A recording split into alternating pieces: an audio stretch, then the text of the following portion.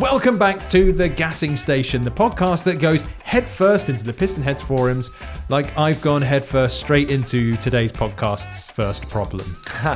I've messed up, Sam. Oh no, what have you done? That's my co-host, Sam Sheehan, that you're listening to. I had a plan for this podcast, and I've been planning for it for... Wait, you plan these podcasts? I thought this was just chaos. I know. Unraveled. Some people will agree with you, but there is a very rough structure that goes in. I did something this week, and I was like, this is going to be great to talk about the podcast. The annoying thing is that I can't... I thought that the embargo for it was the day of the podcast release. I thought that was perfect. I got it wrong. And it's actually 2 days later. So the thing that we were going to talk about today has gone straight out the window. He's under embargo. Doesn't even exist. Oh, I know what we can talk about. You drove the VW Golf GTI Edition 50 recently. Oh, yes, I did. Because you had to leave one of our last podcasts early to go and record it. Oh, yes, I did. Was it? Yes. What was that like? It was really good. Yeah, it was. It's 52K when you tick the Edition 50 Performance Pack box, which is a must do. If you're going to spend 48K, more than a Golf R on a front wheel drive Golf, because it's still a GTI. If you're going to spend that much, I mean, let's be frank, if you don't tick that extra 3 and a bit K box to go for the performance pack, you might as well not go for the Edition 50 at all. Yeah. Because what it gets you is racier suspension, negative camber, which is the best thing in the world. Very touring car. Yes, and it looks really cool. Lightweight wheels with better cooling. They went very German on the engineering of this. They were suddenly like, right, we've tweaked the wheel design so that it increases efficiency by 10%. And you're sort of like, nerdy, but I love it. And it drives really cool. 325 horsepower. Right. I forget the pounds foot, but it's 420 newton meters of torque. I think that's right. Yeah. And sort of 5.3 seconds to 62. So it's properly quick. 325, did you say? Yes. How much power did the Clubsport S have? Clubsport S, I forget, but I know the 330. Possibly. Is it still the most powerful Golf GTI? Was it? VW I don't know Golf if it was actually. GTI Mark 7. But I know the normal Clubsport's 300, the current Clubsport. The Clubsport S had 310 horsepower. There we go. So it's most powerful. So it's more powerful than the more Clubsport powerful. S. Interesting. And the clutch-based differential that they used, they retuned. I actually drove it on a rainy day. I've had bad luck at the moment with weather, although it is winter, so that's inevitable. Out on a circuit I've forgotten the name of. How dare! It was out in Spain, right? Exactly, in Barcelona. Was it a good racetrack? Because I had originally been... Amazing. Nick was like, oh, do you want to go and do it? Oh my God. And I was like, yes, I really want to. And then I had to edit this podcast. Yeah. So Sam got the invitation instead. Oh, God. Well, if it makes you feel any better, it was pretty scary out there because it was so slippy, but the car was really good. Here you go. Circuit Castelloli. Sorry, because double L in Spanish is a y. Why? Yeah. Is that right? Yeah. Castelloli. That one. Said with an Italian that plate. Yes. Yeah. Voila. So that track has got like a figure of 8 section to it. So you go under the track through a bridge, which is under a bridge through like a little tunnel, which is really, really cool. That's always satisfying. Very satisfying. Yeah. It's sort of like Gran Turismo vibes and stuff. But it was tipping it down with rain. So it was very slippy. Yeah. And it comes on, as standard, their Bridgestone Potenza, because they love Bridgestones, don't they, Volkswagen? But their Bridgestone Potenza race tyres, which the Germans refer to as a semi-slick, but PHs of all nations will know semi-slick means like a cut slick effectively. That's my fear. It's still a road tyre, but it's like a Cup 2 Michelin. So it's just a very extreme road tyre, which I thought was going to be terrifying. But they've set the car up so that... Oh, and by the way, they had Benny Lecter there, the guy who does all the lap time records for them. He did the Clubsport S time. Oh, yes. Yeah. Brilliant guy. Like opposite of Kimi Räikkönen when you talk to him. Like Kimi obviously is very funny, but kind of reserved at points. Yeah. Benny's not. He's chatty as anything, and he's great. He and the team have set the car up to be pointy and oversteery at lower speeds and then stable at high speeds. And even in the wet, that was the case. So it was really, really good fun. Amazing. And a few PHs I saw who commented have ordered one. So the last time I drove a Golf GTI was the Mark 8, just when it came out. Yes. So I had... No, I mean, the overwhelming experience was the infotainment. Yeah. But I do also remember it just being a bit floppy. Yeah. I say, actually, the last GTI I drove. No, the last GTI I drove was Edition 30. The Mark 5. Oh, nice. Yeah. Whatever the special one of that was. Yeah. I drove that. Would have been 30 because 20 years ago. Yeah. So, but I remember the Mark 8 being but just a bit kind of vague and floppy. Yeah. What's the 8.5 like? And especially in this new Clubsport Edition 50, have they kind of fixed it? Does it feel like a much sharper product? Well, I mean, I haven't actually driven the base spec 8.5 to my shame, but I have driven the Clubsport very recently as well. Good fresh memory of that. Also on slippery roads, so really direct comparison memory. And then, of course, this Edition 50, and both feel like a totally different car to certainly the Mark 8. The Mark 8.5, a lot of people have said it's much better. Infotainment's a bit quicker, slidey heater controls, they've sped up the responses of it, so you're not spending so much time distracted, although it's still not ideal. And they've just, it's all just tweaked and improved. And as is often the way with these Golfs, isn't it? They'd often do that when they're the update, like the 7 to 7 was already brilliant, but the 7.5 was exceptional. Arguably the peak of GTI. But this is so good. But the best thing about it, in Spain, roads are quite smooth typically. But the roads around this region of Barcelona were quite bad. So we got to do the UK style test of the suspension, and it rides pretty well. It's not too firm or fidgety, easily dailyable. Even if you live in the city where there are speed humps and stuff. But then on a track day, really, really quick. The only negative was that they have had to make the clutch-based diff so aggressive to get the lap time out, because this car's 85 kilograms heavier than the Clubsport S, because it still has a full interior. So while it's a bit lighter than the other GTIs of today, it's still it's a whole man heavier than a Clubsport S. So they've had to make certain features much more aggressive to make it quicker, and one of those things was the diff, the clutch-based diff, which I can't remember what they call it, but it's it's not a conventional mechanical diff. But the result of that on a wet surface was that it kind of locks and unlocks quite aggressively. So it sort of bites, and you're like, oh, there's tons of traction. I'll get heavy on the power now with steering lock on, and then suddenly it locks up, and you just push wide half a meter. So in the dry, I'm told it grips up perfectly on the front, that you can be super aggressive on the throttle. In the wet, you had to be a bit more cautious, but it did make it really exciting. Interesting. And it's bloody fast.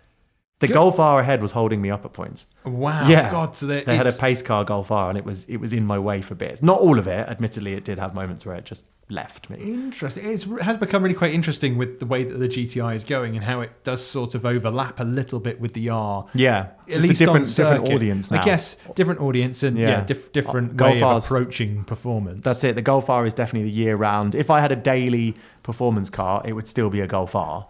If I needed that kind of car, like a 5-seater with a boot and stuff. But if I wanted something, if it was also my weekend track car, then this would unquestionably be the choice over the R. Absolutely. Was there any suggestions while that you were there that a Clubsport S might be on the cards again? Because it was sort of a no-no when the Edition 45 came out. So people did put the question to him. I didn't get any.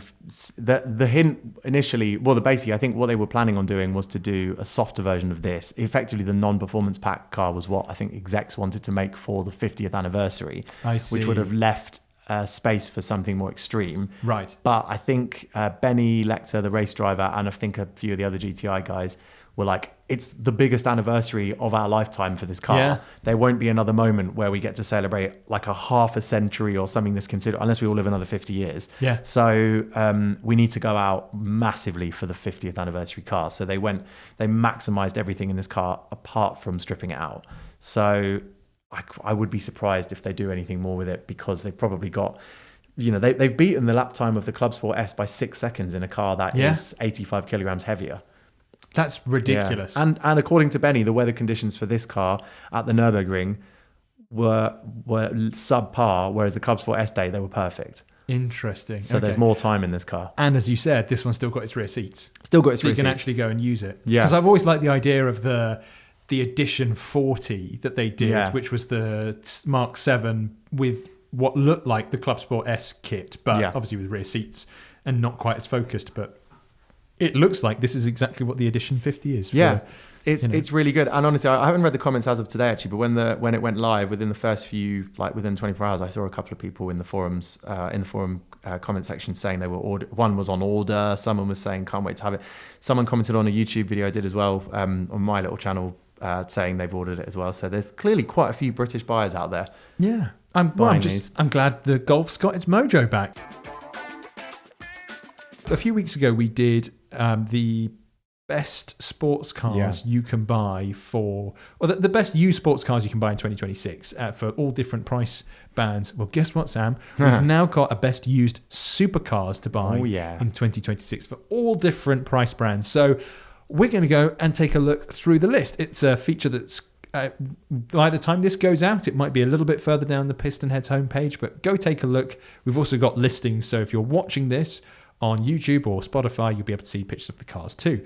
So we've got all different price brackets in here, but the lowest we've got, because you can't go and get a supercar for like $5,000. If you could get a supercar for $5,000, you'd be brave to buy it. Yeah. Let's just say that. You'd be brave to buy a supercar for $5,000. You get bits of a supercar for $5,000. Yes, exactly. Yes, you can get the VIN of a supercar. So for up to £30,000, and even this, we'll admit, is stretching it a little bit, is a Lotus Esprit. Yeah. Cool. This is a 1994, so it's an S4. It is, what I love about this is that it's kind of the halfway house between the two very distinct eras of the Lotus Esprit. Yeah. There's the kind of the first, which is the late 70s and through the 80s. Yeah. And then there's the late end game, if you like, the V8 version that was really beefy. This is sort of in between. So this is still when they had the 2.2 litre 4-pot, 224 brake horsepower. Yeah. But it's still such a good looking car. Well, you're right, because I've just reminded myself because I was thinking, James Brown's Esprit, the one that went in the water. Yeah. But that was, I know it's an evolution of the design, but this looks so much more modern with all the extra muscle on it. Yeah. With that bumper and the wheels, everything, it just adds, a wedge-shaped supercar is old school, but somehow this looks pretty modern from the front at least. Interesting you point that out, because the first to design the Esprit was Giugiaro. And I actually was lucky enough to go to Ital Design a few years back to see it was the Caterham Project V, the electric. Yes. I say to see it, they were building the model of it. So I got to see like the rendering, and I got to walk through what is now Ital Design's heritage. And they had some incredible cars in there. Yeah. They had the W12 Nardo concept. Yeah. They had the Bugatti Chiron concept, which is the concept car for the Veyron. Wow. Wild. That was called the Chiron. But they also had, not only did they have a Delta prototype there, which was amazing, but they had the first design prototype of the Esprit. And it was really interesting to see how it originally started and then what the first production ones were like, because the original just looked so beautiful, and it kind of like that brushed aluminium look to it and that very distinct Giugiaro look. And then it's like, okay, we need to make this out of fiberglass. Yeah. And it still looked absolutely stunning, but just a little bit on the wonkier side. Yeah. But the Series 4, though, it was redesigned by Julian Thompson, who also did the Lotus Elise, among many other cars. Most recently, the Corvette, the UK-designed Corvette concept I saw last year. But yeah, I think this looks absolutely fantastic. So this one here is 28,750. That's pounds. Mileage 95,095 miles. So it is on the slightly more used side. But I mean, these are also the sort of cars that really benefit from being used, as opposed to being parked up. It's in blue. It's just a really smart looking thing. And look at the cream interior. Yeah, and the carpet as well. It's very tan. I love that. So it looks fantastic. 1994 car. And yeah, it will just, is it a supercar? It's definitely got supercar looks. I think 100%. It's got the presence of a supercar, but also it's just a classic Lotus. Yeah. I mean, who's going to turn that down? Will a toddler walking alongside their mum or dad point at it as you drive by? Yes, I think that counts as a supercar. Do you know what they're definitely going to point at, though? The second car that we've got on this list. I recognise this. Yes, I think this featured in, was it your first podcast? I think it was, yeah. Yeah. This is an original Dodge Viper, or Chrysler Viper as it's being listed here. Dodge Viper RT10 from 1996. It doesn't have the 3-spoke wheels. Yes. These are 5-spoke, but they're chrome. You get extra spokes for free, though. Think of it in spokes per pound. We absolutely adore this car because obviously it featured in a previous episode, and I think it was when we put the vote out to people at the end, it was the overwhelming winner of the two cars. I can't even remember what I put forward because the Viper was so clearly the winner. So 8-litre V10. That's 40 grand's worth of money there. You 40 grand's worth of engine. Yeah. Oh, absolutely. The rest is in free. I think it's quite clear that most of the money went towards the engine. Do you have to wear red gloves when you drive this as well, given all the controls are red? Yes, the outer rim of the steering wheel is red leather. Everything's red. It's red. You don't know if that's done for sportiness or if that's done for American health and safety. These are the bits you hold. This is your e-brake and this is your gear shift.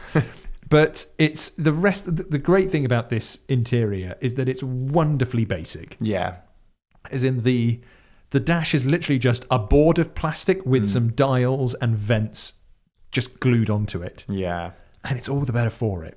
Well, you wouldn't notice anything because the engine's running and you'd just be like, oh my God, there is a monstrous engine under the bonnet. Yes, revving all the way up to like 800 RPM. Yeah. It's super low revvy, super torquey.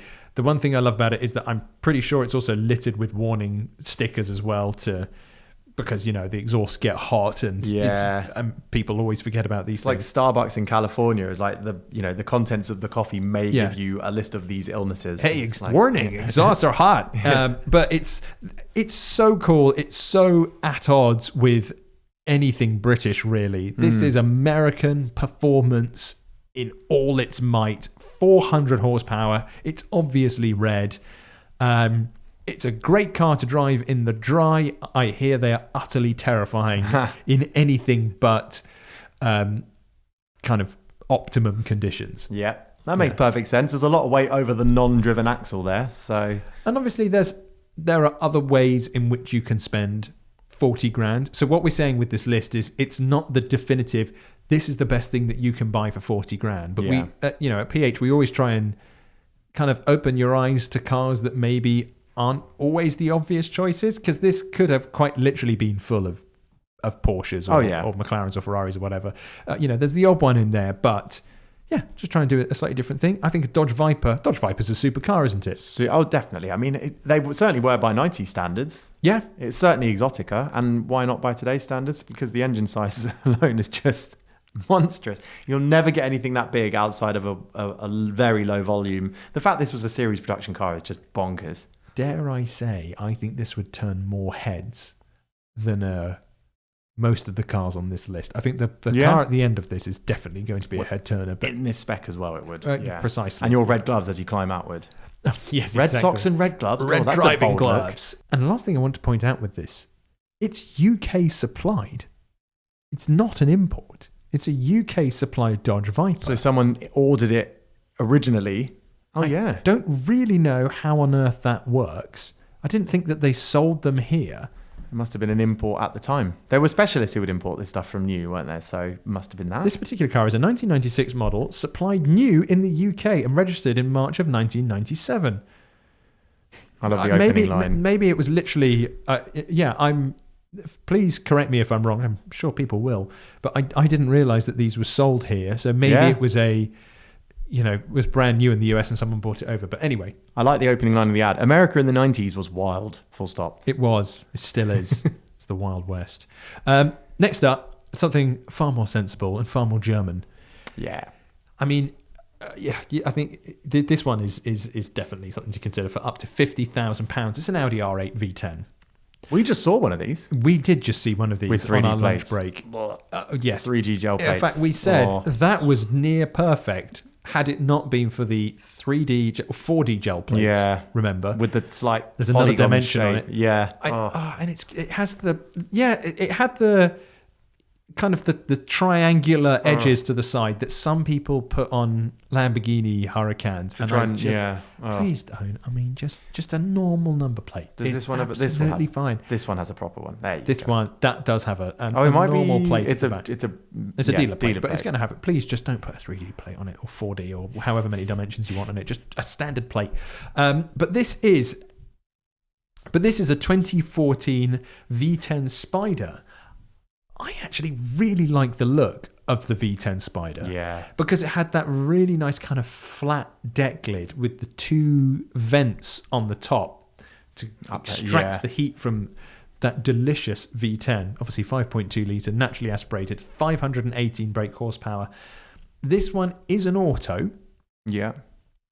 But I think with a Spyder anyway, you're probably doing it more on the cruisy, get the roof down and just let the sun in. Yeah. And just embrace that incredible engine sound. I was going to say that overall for the R8, I love the R8. It's a beautiful car. I think the early ones are the prettiest, obviously, but these even still look great, don't they? And I think, some supercars, you think, you cannot have that as a drop top because you're going to compromise on handling and structural stiffness, etc. But it doesn't really matter in this. No. This is more about the theatre. And I think, an auto, the only negative is you don't get to dip the clutch and rev it up at your own. Yeah, I guess you just click neutral, but I'm sure. Yeah, exactly. The only negative that you can't just roll up to your house and have one final rev before you switch it off. Oh, if you've got an Audi R8 V10, you find a way. You'll find a way. You'll absolutely find it. I'm sure the car will probably do it for you. But when we did see this driving around outside, this is a 12-year-old car now. It's 2014.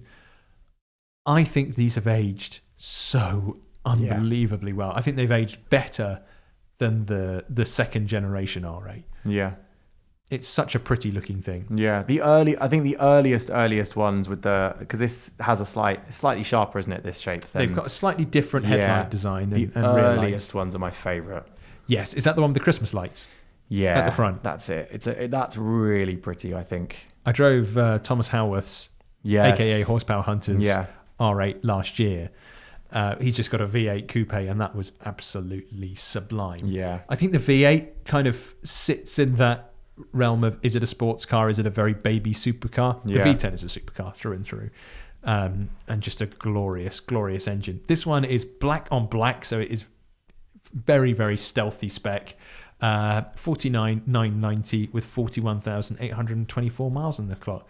That is a lot of car for the money. That is a lot of car for the money. A lot of engine, a lot of car. I don't know how long V10 R8s are going to be 50 grand. Yeah. But they are at the moment. Next up, I think this is where it also kind of... this is more on the GT side, but its actual layout is actually quite supercar-y as well, because it's V8. It's really far back. It's a Mercedes AMG GTS. Talk about a car that's also aging extremely gracefully. Yeah.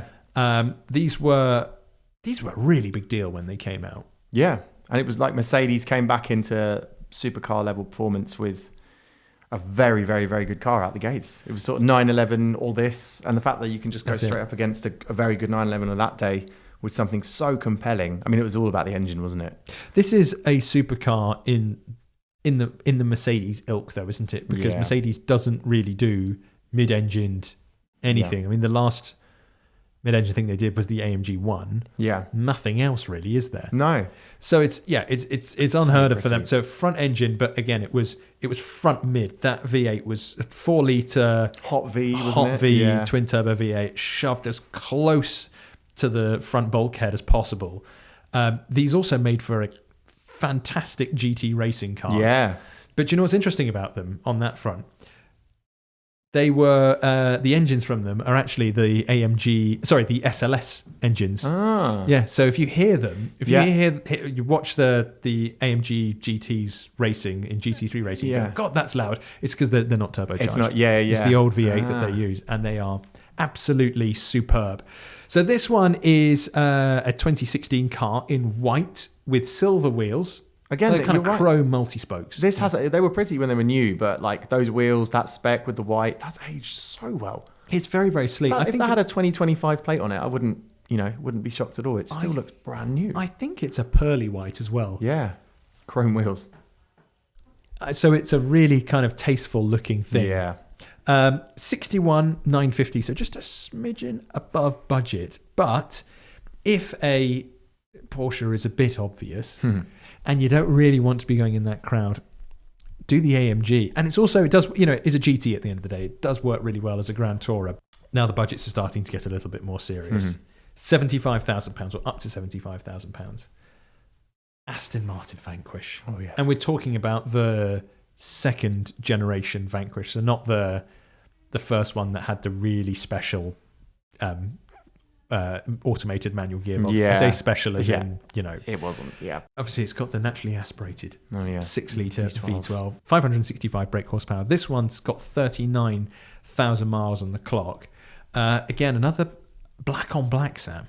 It was good though. I mean, it's classy, isn't it? With a slight subtle raciness with those calipers, yellow calipers. If you're not watching, they are. The great thing about these is, obviously, it's similar ilk to the Mercedes. Yeah, fantastic GT car, will absolutely demolish continents. However, they just drive fantastically. Well, as I've heard, they drive fantastically. I've not had the pleasure of driving this exact generation, but I've heard nothing but good things about them. Yeah. The interior as well is lovely because it's before screens. So is there a screen in there at all? This was what they called the waterfall dashboard, was it not? Where it had that really beautiful flow to it. So there is a screen. I think it's a pop-out screen. Oh, it's folded. And I see it on dash top. Yeah, so it tucks away, so you don't have to ghastly look. Yeah, it's not like a stuck-on screen like you see on so many cars today. I just think it kills all the cars. Like all car design now just reverts around simplicity and then a big screen. Yeah. Whereas there, as you said, there's a flow there. There's design. That's really pretty.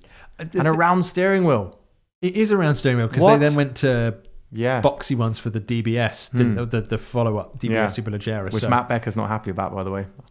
It's a bit Allegro. Yeah, he's obviously now at Jag, but he's very much a round steering wheel man. I don't mind a square steering wheel. I don't mind a flat bottom steering wheel. Yeah, in a tightly packed supercar or sports car, it makes sense. I think Audi were the first to introduce it, weren't they, in their road cars?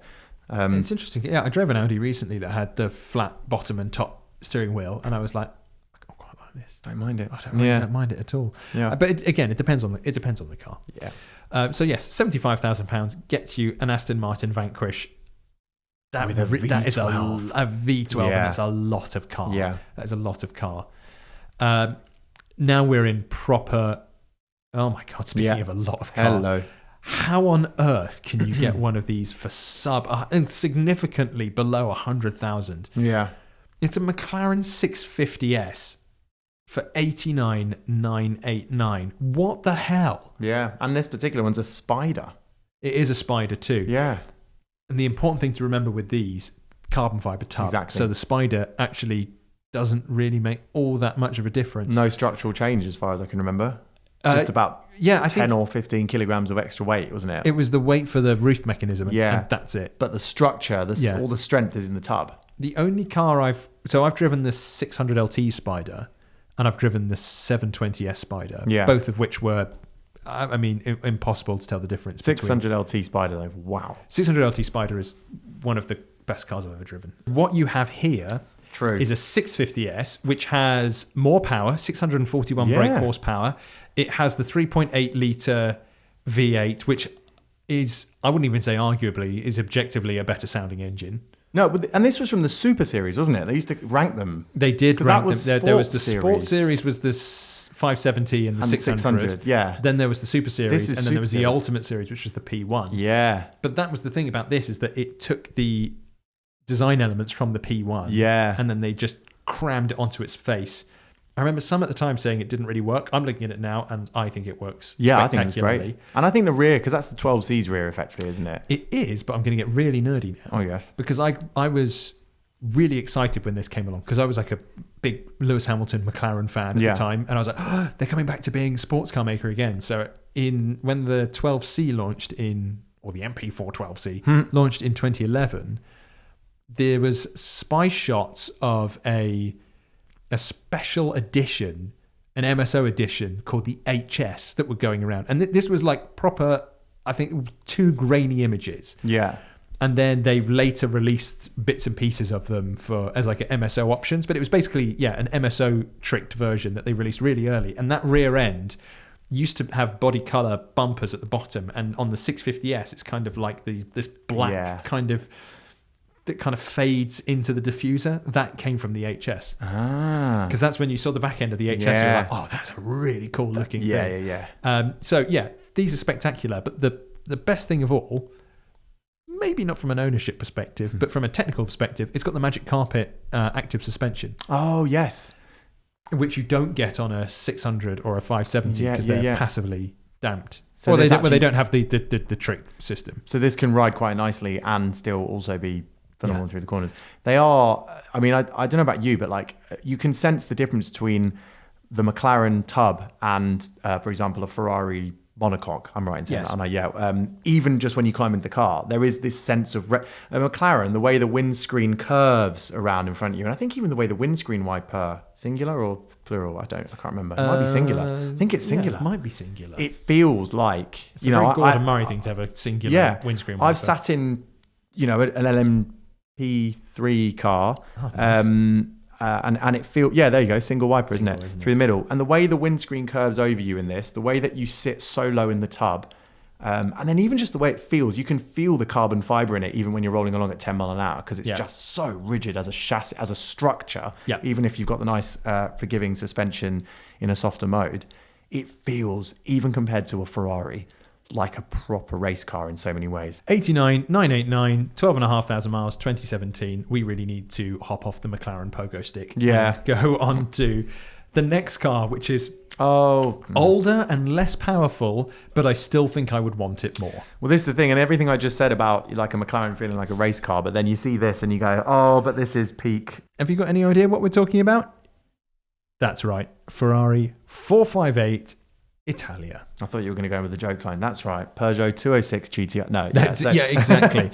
I know you had your eye on a Peugeot 206 GT homologation special. Oh, yes. Which I think we brought up on this podcast before. But it's the Ferrari 458 Italia. Just a deeply, deeply gorgeous car. Was this one of the last cars designed by Pininfarina for Ferrari?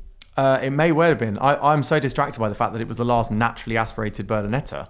So that's always the thing, because everything after this was turbocharged. It was. It's the ones that came after this. I remember several years, probably about a decade ago now, I was at Brands Hatch for a GT race. And one of the support groups had a bunch of old GTE and GT2 cars. Yeah. And in that race was a Corvette C6R. Nice. Which is the thunderous. Yeah, it's the GT2. It might have even been an old GT1 car. It just you could hear it gulping at fuel. Yeah. And the other car was a 458 GTE. Yeah. And the howl that came from that thing was utterly ridiculous. You could hear it around the whole Grand Prix circuit. Yeah. It almost sounded like a V12 Formula 1 car, which is weird because it's obviously a V8. Yeah. But it had this incredible noise. And then I went to go to Le Mans for the first time in 2022. They had the 488s and it was like...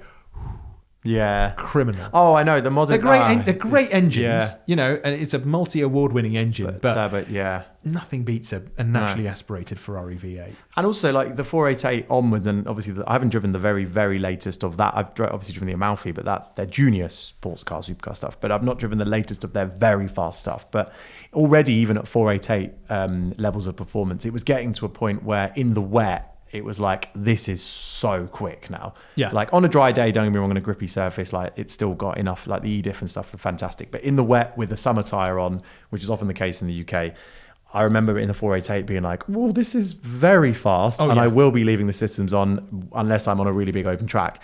Whereas the 458, still bloody quick, like really fast car. But because the power comes in a naturally aspirated way, it doesn't thump into the rear wheels. It's a lot more manageable, even if it's not that much less quick. Which actually not much less quick. It doesn't make any sense, but you know what I mean. Yeah, well, it makes it usable on the road. Yeah, I think with the McLaren, you're getting something that is outlandishly fast. Yes, your head will explode with its performance, even though it's 10 years old. Or that was 2014. It's 12 years old. This is a 2011 car, 33,000 miles. 119,950 pounds, only 570 brake horsepower, but you're going to be able to use that a lot more. Yeah, you can exercise a naturally aspirated engine. You can exercise in a very different way to a turbocharged engine. On the open road. I mean, it's still. I hesitate to say, you can really work it hard in the safe limits of the law. Like you can't. You're still going to be going very fast if you're truly working this engine. But you can. There's more to it within the limits of the law. because it's naturally aspirated. And as you said, the noise. And this is still at a point when that DCT gearbox, it's not like early versions of Ferrari's F1 gearboxes, which were a bit thumpy and a bit, clunky in places. These were perfect. These were brilliant. At the time, I remember most people are like, I just can't get any better than this. This is as good as a gearbox can get, really, can't it? And obviously they have got better. Of where they were like, it changes gear 1,000 times faster than a fly flaps its wing. Yeah. And it's before you've released, and this is also when they started putting really lovely elongated carbon fiber shift paddles, right? If I'm not mistaken. Yeah, there we go. Yeah, exactly. So all the, and you've got, and the screens were like admittedly quite bad for use, but I really like the way they packaged all the little screens into the dash. So you haven't got a big screen on the dash. It's all packaged into the instrument cluster. And just, even if you ignore all of that, you'll have a beautiful Pininfarina designed Ferrari, one of the last Pininfarina designed Ferraris, parked on your driveway. Drives beautifully. And you'll fire it up in the morning and it'll just bark into life and you'll go, yeah, this is all right. Yeah. Next up, a little quieter, Very nice. A Maserati MC20, up to £150,000. This is quite a lot of car for the money. I've not driven an MC20. No, neither have I. Oh, but I have. You have. I was about to say, you've driven an MC20. I drove one very, very briefly at Goodwood on a media Still day. More driving than I've done. 15 minutes. Okay. And was it an enjoyable 15 minutes? And it was wet. It was very enjoyable, yeah. And it was a Spyder, if I remember correctly. Yeah, it was, because it was raining, but I was like, we have to take the roof off for at least 12 seconds.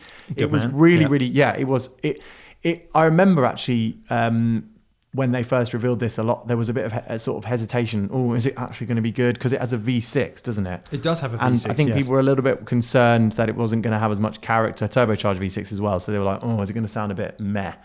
But it sounds really good. Engine's obviously just over your shoulder. And what stands out in this car is, it can't be hydraulically assisted steering, but I remember the steering feeling particularly feelsome and it feeling really light on its toes, like a Ferrari. Yeah. Light steering with loads of information. This was a car that Maserati has struggled a lot in recent years to make a good car. Yeah. Because they charge a considerable amount. There's a premium for obviously buying a Maserati. I drove the Ghibli Trofeo several years ago. Gangster car indeed. Yeah. The engine is unbelievable, but the rest of the car was like, it felt like a Fiat. Quite old. With just bits of leather, like really nice leather, but just glued onto plasticky switchgear. Yeah. This thing, however, is obviously built from the ground up to be the MC20. As far as I know, I don't know if I'm correct in saying this, but I'm pretty sure this was actually designed as a homologation special for GT3, which they never entered, because MC is Maserati Corsa. Yeah, which means racing. Yeah. And then 20 to celebrate something. An anniversary of some kind, maybe. I don't know. But you think MC12 was a homologation special for GT1. Yeah. I think they were making this for GT3 racing. Where's the car, Maserati? Yeah. We're still waiting. Still love to see it race. Yeah. This one is in that kind of pearl white. I saw a commenter say, why would you spend all that money on an MC20 and get it in white? I think white is the colour. Yeah. No? I think it looks absolutely astonishing. With those wheels, the blue calipers. Allegedly, it's had £78,000 worth of factory auctions spec'd on it. Oh, yeah, because that was the thing about them. They were famously very, very expensive. Yes.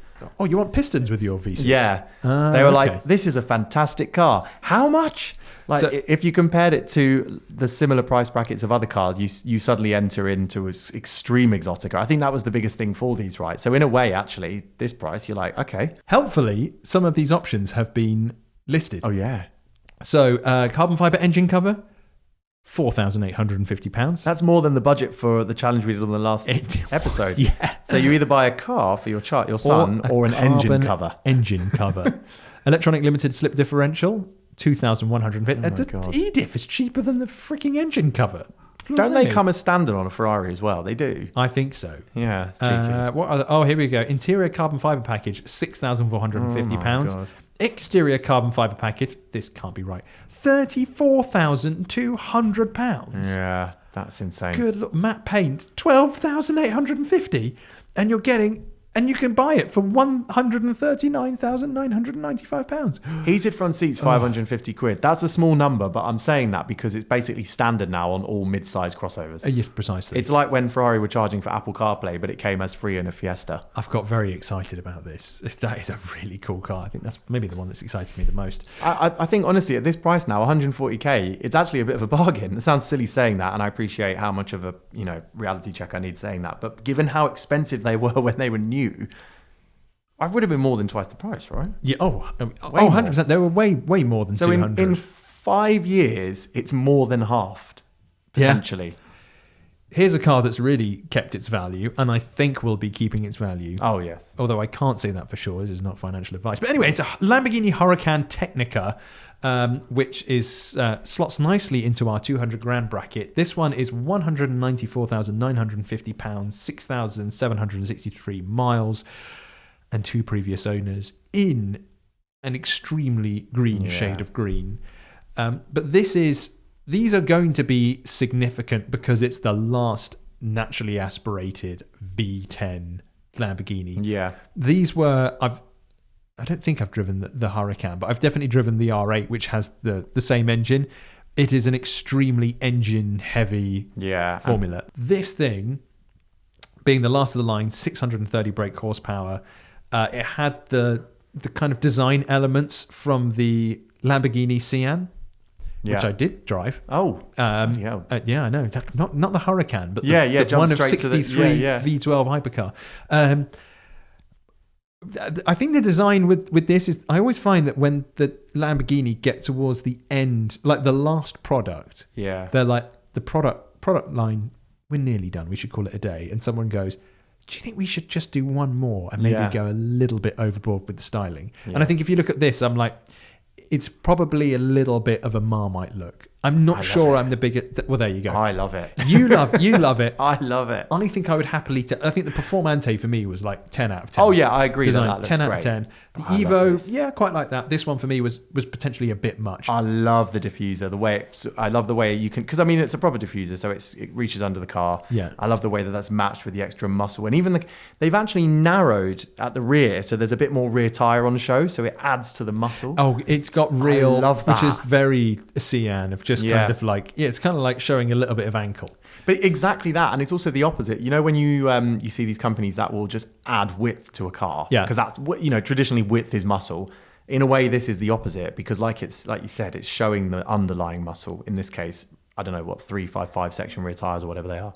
I don't think cars will ever sound like this again. No, and that's definitely not on this volume. Big shout out to, I've not driven this Technica obviously because it's so bloody rare, but it's a one-off spec, isn't it? Yeah. So, but anyway, I've driven a normal Huracan, and they are quite different, obviously, to the R8 in the sense that they are, obviously, you're right, it's all engine, a little bit louder as well, because the Lambo exhausts typically are a bit noisier, but they are a good handling car. If I remember, I never drove the Gallardo, but I remember reading that people were like, amazing design, fantastic engine, or engines, because the earlier ones were proper Lambo, weren't they? It was an Audi engine. But bit of a blunt instrument in some ways, whereas the Huracan actually wasn't. It was kind of like when McLaren went from 12C to 650 or whatever, different in that the 12C was always a good handling car, but didn't have as much character. Yeah. And I think they'd had a similar transition with the Huracan from Gallardo, where they plumbed in a bit of extra. They almost took away a bit of lap time for a bit more agility, a bit more fun. And so the car is quite playful. And so I imagine these are just as, if not more, like that. And then you've got that amazing design. I love it. It's a cool car. But the thing is that you don't buy a Lamborghini. Does it come with the grass, by the way? Sorry, just asking. Asking for a mate. There are stacks of turf behind it in this picture. Thrown in for free, I presume. Maybe that's some metaphor for something. You know, it rips up the earth like carpet. That's where they were just doing lots of launch control for social media, and that's all the grass it's torn up. Yeah. Just for the noise alone, it's incredible. But what if you want noise and heritage and just overall shock value? The sort of car that when someone sees it, their jaw goes through the floor and actually exits out the other side of the earth. Yeah. Well, we've got, can only be a Carrera GT. Actually, that's a lie. I think So this is a sky's the limit option, right? Yeah. In our previous podcast, we were talking about a McLaren F1 GTR. Yeah. That's for sale. That for me is the money no object supercar. McLaren F1, it doesn't really get much better than that. Yeah. However, I think the Carrera GT is a car that they're more readily available, because I mean they only ever made 106 McLaren F1s. They made quite a lot more Carrera GTs. But, there is obviously it's not got the central driving position, and it's not got all the many, many minute details that made the McLaren F1 as unique as it was. But the story behind this car is so special, of it being again, very, very engine heavy. But it started off as a Formula One engine for the Footwork F1 team, which is a real backmarker, but they were going to use a Porsche engine. Yeah. Then that got scrapped, and it was repurposed as a Le Mans engine for the LMP 2000, which is a car that only resurfaced like a couple of years ago. Yeah. It was literally put into height. So they developed this car for the 2000 Le Mans, and they finished it, and they went, no, we're not going to do this anymore. Yeah. Let Audi run it instead. So imagine listening to a Porsche V10 screaming around Le Mans. It just would have been unreal. Yeah. And so, it was put back on the shelf, and then they went, should we put it in a road car? Yeah, which is bonkers. And But maybe it made said, financial sense. Go on, let's do it. Do you remember a few years ago, Porsche released some images of prototypes that they didn't put into production, but they were considering it. One included a 919 road car. Yeah. I feel like this is one of those cars that could have very easily ended up like that. Yeah, where definitely. we were going to put an LMP engine in a road car, but we couldn't make it work. Nope, that didn't happen. They made it work. And obviously they've got a little bit of a reputation for being a bit spiky, like a McLaren F1. Needs new tyres. But it's the tyres. A lot of it's tyres, isn't it? I think Walter Roll took one of these around the Nurburgring, and I might be imagining this, but I think he said that he found it a little bit squeaky bum. Yeah. And he's Walter Roll. Yes. So, new tyres have been made for this, and it makes life a lot better. Yeah. Tyre tech's moved on a lot, even in the last 10 years. So bear in mind the last 20-something years, absolutely. But what a car. I mean, you talked about the McLaren. The fact that we compare this to the McLaren in terms of the motorsport links as well, while it didn't actually race, as he said, that engine has ground-up motorsport, connections. This is a special machine. This one that we've got for sale here has 25,197 miles. Fair it's play. a 2004 car. Yeah, someone's used it. I was about to say, a lot of them probably have like 500 miles on them. Yeah, absolutely. And you'll have to pay 1.35 million for it. Oh, yeah. That's a lot of money, but it's a Porsche Carrera GT. Yeah. You're going to be paying a lot of money. And if you want like an Enzo or something from similar era, you're going to be paying a heck of a lot more than that. McLaren F1, it's sky's the limit. So there you have it. Those are our picks of the best used supercars to buy in 2026. Of course, you'll very much have your own opinions of what constitutes a supercar and what doesn't, and what you think should be on the list. You can always let us know what that's like. I'll leave a link to the article in the article of this podcast, which will be on the homepage. But yeah, have a look through, and if you fancy buying one of them, give it a go. Sam, we've used up so much time going through that list of supercars that we don't have time for a third topic. But I am going to squeeze in a quick buying challenge, because it just wouldn't be a podcast without a buying challenge. No, of course not. So this week we have an 80k weekend car that 07 is looking what a dream. Just a weekend car as well. Cool name as well, 07. Yeah. And he says, after a bit of inspiration and also make sure I've not missed anything obvious, I'm going to be looking for a weekend car around early spring. Budget is between £80,000 to £85,000. Usage will be weekend blasts, some longer drives, and perhaps the odd Euro trip, including 3 to 4 track days a year. I hope I've paid attention to that. Yeah, I missed that bit as well. I have a daily driver, so no need for rear seats, and quite fancy a drop top. I'd prefer slightly more visceral experience, but nothing crazy as I'm heading towards my 60s. Cars I've had are a G80 M4, found it super fast, but boring on track. So much sound deadening, and weight, it was like driving around in a sofa. They've also had an F-Series M2, which they quite enjoyed, but didn't feel like it was special enough. They currently have an FL5 Civic Type R, great track car, which is fun on track, but being front-wheel drive, it's not as pure as I'd like. Yeah, I was about to say. I mean, that is better than a lot of rear-wheel drive cars as a track car. FL5 Civic Type R is as close to perfection as it gets. It's a really long post, this, but cars in their shortlist include a McLaren 570S Spyder, Audi R8 V10, and a Porsche 718 Spyder. But they say it sounds a bit rubbish and that they'd spend money on exhaust. I'm not sure if they... Confused. Yeah. Sounds amazing. Maybe compared to an R8 V10, but a 718 Spyder, I think sounds considerably better than a 570S. Lovely sounding engine. But anyway, Sam Sheehan, what are you thinking? Oh, I haven't got much imagination because I couldn't resist picking out a Porsche. Because I was just like the track, and now the track day reference, which I did skim read over when I was looking. So thank God I've picked a Porsche now because it fits the bill for this one. Yeah. They like a drop top. Yep. I just think a Boxster Spyder 4 litre is really as good as it can get in terms of within a post-pandemic track day capable sports car. Yes. That is also usable. So it sort of nodded to the fact that he's nudging 60. So maybe you want something that's not too extreme. There will be plenty of people who drive these just as their daily. Yeah. Those people will be very lucky people indeed, but there are people who do that. But these are also exceptional track cars as well. Absolutely. I mean, it does come... Let's check. It actually has an exhaust in it, as in they come with an exhaust, but I know they did a slightly louder exhaust, didn't they? Yeah. So if not, and he's not happy with the natural sound, which I think is a fantastic noise. Naturally aspirated engine that revs. 4 litre flat six is sublime. Gorgeous sounding engine. Obviously, this is a manual as well, so you're really going to be working this motor. That looks like an auto gear knob, but it's not, is it? How weird that they look like that. Listed as a manual. That is definitely the manual. Yeah, that's definitely the manual. From some angles, it looks a bit auto-y, but it's not.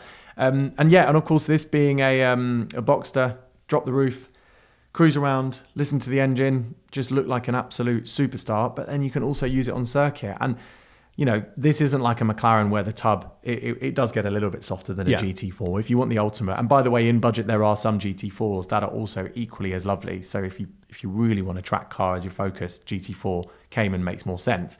But these weren't far off. I mean, you have to really be going some to notice the difference in structural rigidity. Oh, yeah. I drove the GT4 when it came out, and I was like, this is just so good. Because they put the GT3 suspension on them. That's it. Which made a big old difference. They felt... I remember driving a GTS 4 litre, which was a great car.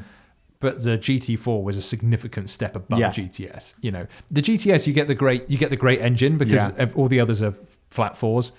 But the GT4 and also this, I'm assuming it's going to be the same for this Spyder. It is, yeah. They just drive brilliantly. And I think the Spyder has that extra bit of coolness because it's got that flat kind of like lid above the... Oh, just look at that. And it's got the little bubbles in it. Oh. What's the saying? You can't sleep... No, you can sleep in a car. You can't drive a house, but you can sleep in a car. But this is a tent. So you can't drive a house, but you can drive a tent. Oh, thanks, Sam. I'm going to go sell my house now. I'm going to buy one of those. I mean, you've come in strong. Is there any way you can try and beat that? This one might not be so relevant for the track day driving stuff, but, I mean, it is a lovely car because I know we spoke about the GT being a fantastic buy earlier. As a supercar. Well, here is a GTC, a convertible. It is inside budget by £12. But actually, no, it was 85k, it wasn't could it? go up to 85 if we wanted £12 inside the lower end of the budget. But it is a 2018 car, so it's a little bit older. But it only has just over 20,000 miles on the clock and one previous owner, which means it's probably been looked after and loved if they were the one to own and buy, if they were the one to order it. And it certainly looks that way. This is a really good condition car. It looks brand new, basically. The GTC was, I think that took bits from the GTR, but it wasn't a full-on GTR. So it's got the wider track, the wider track, and the kind of the really cool thing is that at the back it's got the little vents behind the wheel arches. I don't know if they're functional or not, but I find when we were talking about the AMG GT earlier, I did find them a little skinny. Yes. And then when they did the GTC and the GTR, it was like proportions are perfect. It just looks just that little bit better. It just looks just right with this. The early car's pretty, isn't it? This car's aggressive. So I mean, a GTR is going to be a better track car, but I mean, this is the kind of thing that would be nice to cruise to the track day too. Yeah. Top down. Again, convertibles aren't the best for track driving. But maybe you could just park at the side and admire whoever else is driving. I mean, with the right, pair of heels behind the pedals, you would still be able to probably embarrass quite a lot of proper supercars out there with this as well. It's still very, very capable. 100%. But yeah, you're right. It's not as much of a thoroughbred as something like a GT4 Cayman. Oh, absolutely. I, however, have gone for a real mix here. We're going to start off with a car that I had almost completely forgotten about, but I've spent quite a lot of time driving these, and I think they are absolutely splendid. And it is the McLaren GT. Oh, yeah. It's the problem that it had was that it was a bit of an identity crisis. Yeah, it doesn't really know what it is. Supercar or GT. Yes, exactly, because it was at that time where McLaren were doing, what was it? It was like 25 models by 2025. Yeah. So they were just relentlessly releasing new car after new car after new car based around the kind of the same architecture. And I think when this came out, there was an element of like McLaren fatigue. Yeah. It was like, okay, we've had enough now. You can design something else if you really want to. But, time's passed, and now this is actually just a really quite decently versatile. I think a GT is pushing it. It is a supercar. It's a mid-engine. They call it like a mid-engine GT. The seats alone are too firm for a proper GT. Precisely. They're quite a firmly supercar-esque seat, aren't they? Yeah, exactly. But they were very proud when McLaren launched this. They said that you could fit a set of golf clubs in the back. I mean, I think they had like specially designed golf clubs that you could put in there if you really wanted to. Yeah, and you could fit some luggage in the front boot. Yeah, but on the flip side of that, they drove superbly. Yeah, because it's a McLaren, hydraulic steering. But the really important thing with this, is what I found anyway, is that it had the 4-litre from the McLaren 720S. Yeah, and the noise this thing makes is unbelievable. It's so good. It's vastly better than what would have been the 570S at the time, and sounded just like a 720. If anything, if I remember correctly, it sounded even better. So it's something that definitely works really well as a GT, but it's very much leaning towards the supercar end of GT. 100%. Yeah. I mean, if I remember correctly, the time I had one when I was at PH last, I remember it was a little bit tiring on a longer journey, not because it wasn't comfortable and soft, but the seats were quite firm. And I remember it never quite went fully quiet. It never fully shut up. There were points when you were like, I'm still very much in a supercar. It can be a bit boomy. Yeah. It could be a bit boomy. Although their test route that they put us on when I drove it was Route Napoleon in South of France. And it was just such a blast. So yes, a bit tiresome when you get there. So maybe what you do, set up for a stop before you go on your favourite driving road, just so you're refreshed. Maybe grab an espresso in the morning. Yeah. And then go for it. Yeah. 82,995, 41,000 miles with one previous owner. Really like that. Yeah. But the next one, not sure how good this would be on a track, but in every other regard, marvelous. Yeah. Lexus LC 500. Yeah, what an engine. It's the 5-litre naturally aspirated V8, but it's a Toyota engineered V8, the Toyota engineered V8. So it's just sublime. You've not got any turbos getting in the way to muffle the sound. 471 brake horsepower, which is enough. It's, again, we're looking very much towards the GT side of things, but the poster did say that they were kind of looking for a car that they could enjoy in all sorts of different scenarios, not just be a good track car. This is definitely the most mature of the lot. It's mature. And I don't mean that in a derogatory sense. I mean that in it's definitely a mature car. If you had to go to an event in a suit, I know like the AMG just about passes, but because with all the big vents and stuff we talked about, whereas this, you could climb out of that in a tuxedo and people are like, nice. This is a car that I saw one on the road recently and it looks like a concept. It's like the i3 and the i8 BMWs, where you see them and you just go, how on earth did that make it to a production car? Yeah. This thing was so pretty when it was announced, so space age, and it still looks that. This is a 2020 car, so it's 6 years old now. It's a cliche. We talked about it before. This could launch tomorrow and it would still look new. This could launch tomorrow and it would still look new. Yeah. Design is not aged at all. That's definitely the one that I would lean towards. The last car, providing I've got my timing right, this should still be available to bid on if you're listening to this podcast on your morning commute. If you're listening to it on your afternoon commute on this Tuesday, you get your bid in quick.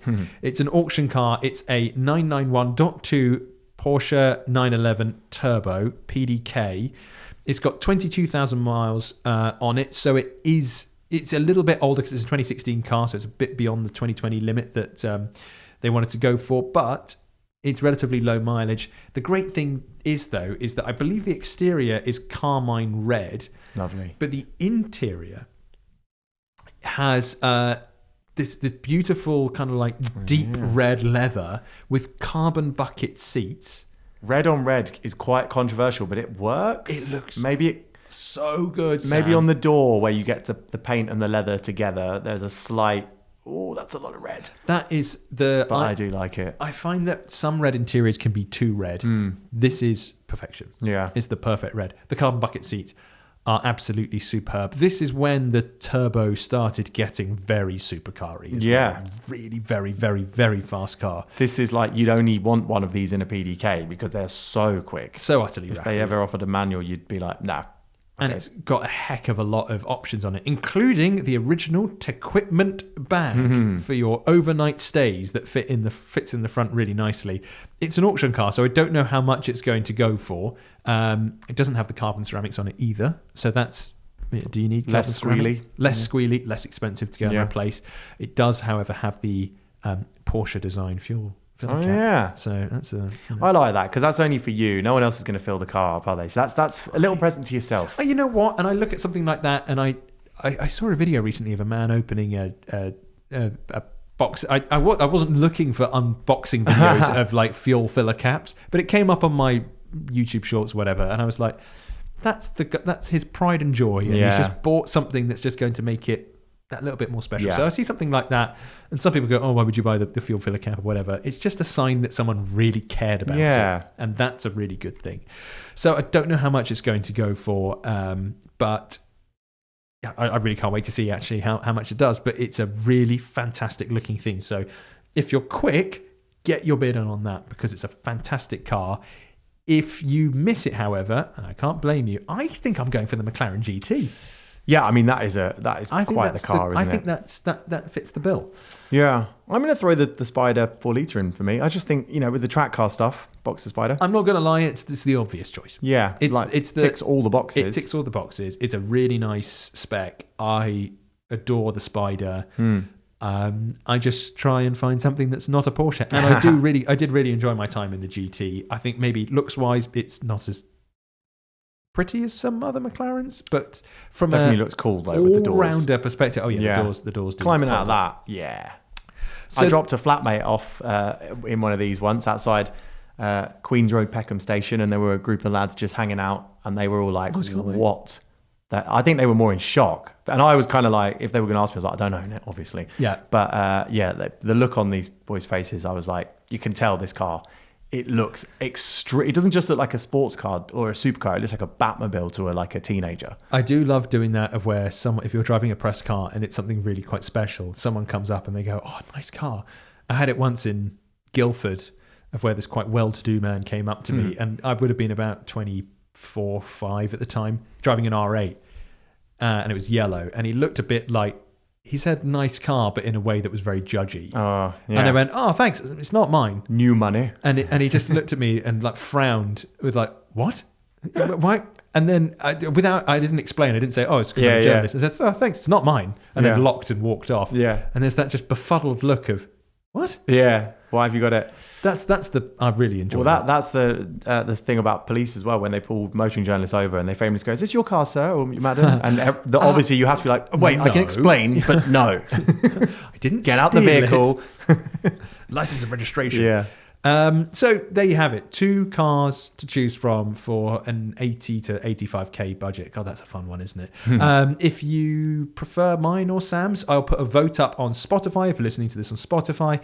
If not, there'll be an article on the homepage where you can either say, "Oh, I love the McLaren," or "I love the Porsche," or you could say, "We're both rubbish," and you can actually go into the topic and go and help out, submit your own suggestions if you feel like it. But that today is where we're going to draw the line, because we've been yabbering on for ages and we've gone through pretty much all of the classifieds on piston heads. Yes. And most of the auctions. So thank you ever so much for listening. If you like what you heard, please give us a 5-star review. We really appreciate it, and it does make a big difference. Not only does it help us get the name out to more people, but it also lets us know that we're maybe doing the right job. Sam, anything to end on before we reconvene next week? Remember, I've got my little MX-5 NC used as my daily. I've had the wheels refurbed. And I've got some Michelin cross climates to fit. So I'm going to come back, hopefully, for the next recording and be like, oh my God, I've been driving it in some snow. There's no snow at the moment, but I'm going to find some cold weather. Go do it. I've got some cross climates coming for my 4 Series. Lovely. And we can compare notes. Yes. I mean, they're not like a performance car tyre, but I thought, do you know what? I want to do some crazy things I've in this heard Mazda. very good things about them, which is why I'm really looking forward to that. And also, my car's tracking is way off. Oh, yeah, you and need to get that trying done. to get the tyres done so I can sort the tracking out. But, we car updates of our own. We will compare notes the next time reconvene, and that will be in a week's time. So, see you next Tuesday.